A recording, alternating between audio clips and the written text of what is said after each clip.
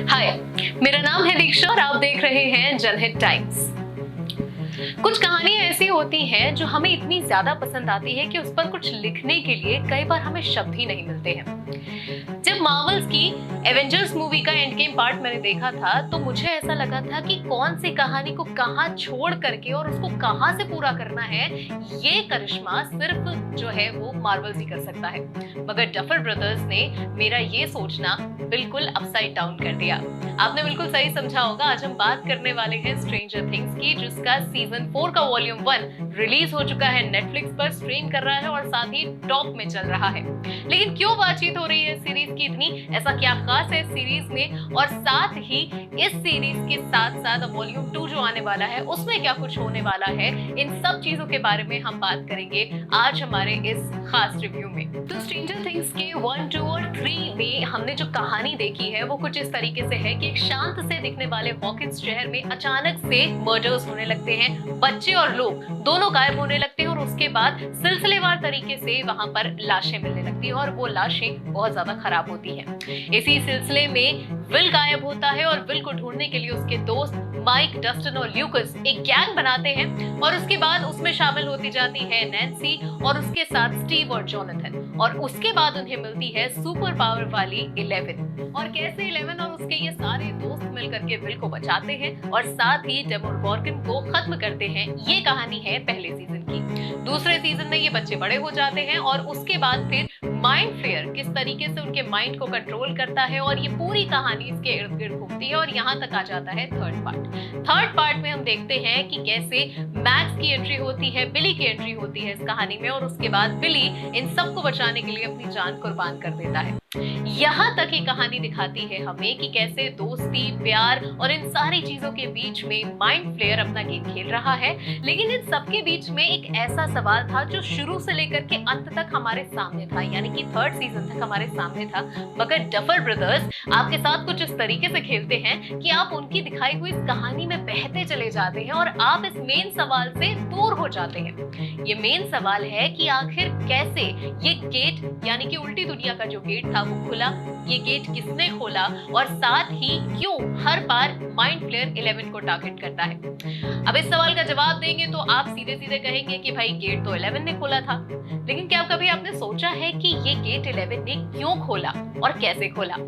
बस इसी सवाल का जवाब देती है स्ट्रेंजर थिंग्स 4 की वॉल्यूम 1 की कहानी। इसमें कहानी वहीं से आगे बढ़ती है जहां से छूटी थी, यानी कि अब हमें दिखाया जाता है कि जो 11 है और साथ ही वो जॉयस के साथ अब उसके घर में रहने लगी है, क्योंकि हॉपर जो उसके फादर का रोल कर रहे थे उनकी डेथ हो जाती है, ऐसा दिखाया गया है। लेकिन टू आवर सरप्राइज हॉपर फिलहाल जिंदा है, जिनको देख करके एक बड़ी सी स्माइल आपके चेहरे पर आएगी। लेकिन वो एक बड़ी मुसीबत में है क्योंकि रशियंस ने उन्हें अपने पास रख रखा है और वो उन्हें काफी ज्यादा टॉर्चर कर रहे हैं।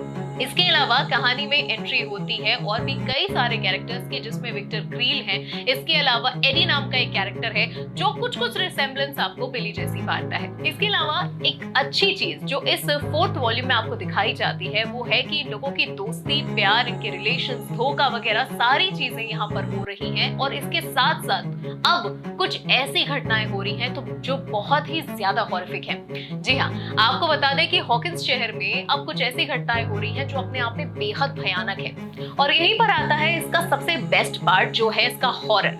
देखिए, स्ट्रेंजर थिंग्स कोई हॉरर सीरीज नहीं है, मगर उसके बावजूद इसमें जो जंप कट्स का जो बैकग्राउंड स्कोर यहाँ पर यूज किया गया है वो काफी ज्यादा हॉरिफाइंग है, यानी कि आप अपनी सीट पे बैठे बैठे कई बार इन जंप कट्स को देख करके उछल जाएंगे, ये इतने ज्यादा टेरिफाइंग है। इसके अलावा पीछे का बैकग्राउंड स्कोर तबाही है, शुरू से लेकर के एंड तक जो सिनेमेटोग्राफी है वो इतनी गजब की है कि आपके आंखें स्क्रीन से हटती ही नहीं है। अब बात करते हैं इस सीरीज के कैरेक्टर्स के बारे में, तो सबसे मेन कैरेक्टर है वो है 11 का, जिसको की निभाया है मिली बॉबी ब्राउन ने।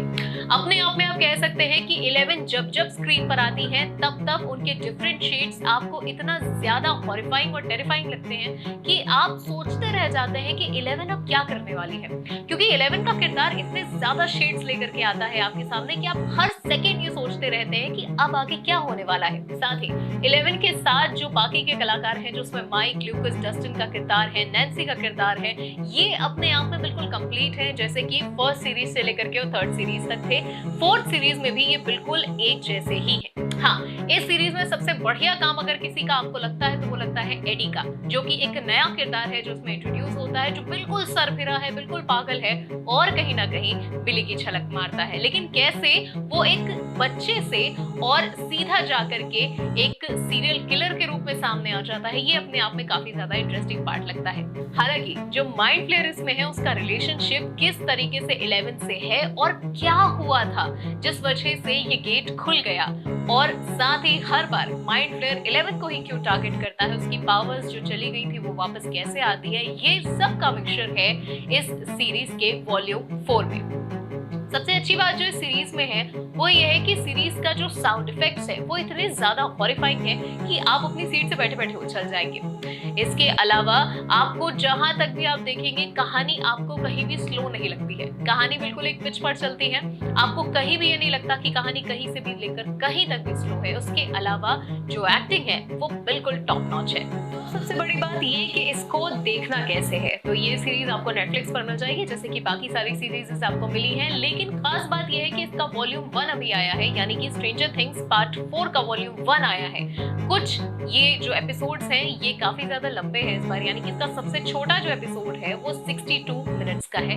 अब इससे आप अंदाजा लगा सकते हैं कि बाकी के एपिसोड्स कितने बड़े होंगे। स्पेसिफिकली बिली वाला जो एपिसोड है वो काफी बड़ा है। अब इसमें बिली कहाँ आता है ये भी अपने आप में एक सस्पेंस है जो आप जब सीरीज देखेंगे तो खुलेगा। फिलहाल बड़ी बात यह है कि इसमें कई जो सवाल है वो छोड़ दिए गए हैं, जैसे कि 11 का क्या रिश्ता है माइंड फ्लेयर के साथ, कैसे वो माइंड को कंट्रोल करता है, क्यों वो 11 को परेशान कर रहा है, क्यों वो हॉकिंस को परेशान कर रहा है, क्या रिलेशन है, और साथ ही नैन्सी को क्यों वो अपना इतिहास दिखाता है। ये कुछ बड़े सवाल है। और साथ ही एक और बड़ा सवाल ये है कि क्या 11 को अपनी पावर्स याद आएंगी और वो अपनी पावर्स के बलबूते इस वेक्ना के कर्स को इस हॉकिंस शहर से और साथ ही अमेरिका और पूरी दुनिया को बचा पाती है या नहीं। जी हाँ, वेक्ना कर्स ही इसका नाम भी है, इसको इसमें नाम वेक्ना दिया गया है। तो अपने आप में काफी इंटरेस्टिंग भी है। तो डंजन्स एंड ड्रैगन्स जैसे कि कई बार इसमें स्ट्रेंजर थिंग्स में इसको यूज किया गया है, आपको कई जगह ये रेफरेंस देखने को मिलेगा। और वैसे ही डेमोगोर्गन, उसके बाद माइंड फ्लेयर और उसके बाद अब वेक्ना आपको यहाँ पर देखने को मिलेगी। लेकिन माइंड यू, वेक्ना बेहद खतरनाक है और क्या रिलेशन है वेक्ना का 11 से, ये मिस्ट्री अपने आप में आपका दिमाग ब्लोन कर देगी। इस बार डफर ब्रदर्स हमारे लिए बहुत ही इंटरेस्टिंग स्टोरी लेके आए हैं और सबसे अच्छी बात जो है वो है इसका हॉरर कंटेंट। मजा आ जाएगा आपको ये देख करके। खैर, वॉल्यूम 2 में क्या क्या नया होगा इसको लेकर के भी हम एक वीडियो जरूर बनाएंगे। फिलहाल आज के लिए इतना ही। आपको कैसा लगा हमारा ये एक्सपेरिमेंट और आगे आप क्या और सुनना चाहते हैं, और साथ ही आप कौन सी मूवी का या वेब सीरीज का रिव्यू चाहते हैं, हमें कमेंट सेक्शन में जरूर बताइएगा। हम कोशिश करेंगे कि आपकी बताई गई जो भी मूवी है उसको हम देखें और साथ ही उसका रिव्यू जल्द से जल्द करें। फिलहाल आज के लिए इतना ही। इसी तरह के और रिव्यूज के लिए और साथ ही इंटरेस्टिंग खबरों के लिए देखते रहिए जनहित टाइम्स।